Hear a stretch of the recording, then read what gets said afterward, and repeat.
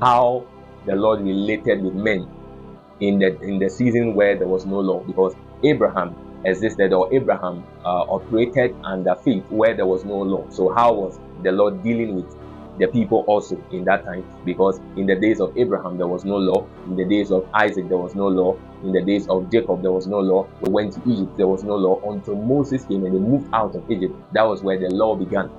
The law began from there. We have laws like the Passover. All those things were laws, how it was supposed to be done, how you prepare things for sacrifices and all that. So before the arrival of Moses, how did the Lord relate with men? A journey of how the Lord related with men from the season or the dispensation of where there was no law, how the Lord dealt with the people into a dispensation of the law, and now we are in a dispensation of the grace. And just a little recap, I explained that before the law, the Lord dealt with men according to the knowledge of good and evil, and which we know the first man, which is Adam, that was exposed to this reality by the event that occurred in the Garden of Eden, where man ate from the tree of the knowledge of good and evil.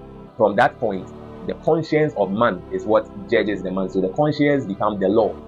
The conscience acts as the law, because we have eaten the fruit and we have come to the knowledge of good and evil. So you already know what you are doing, so your own conscience judges you before the law. That's the reason why in the days of Noah there was no law.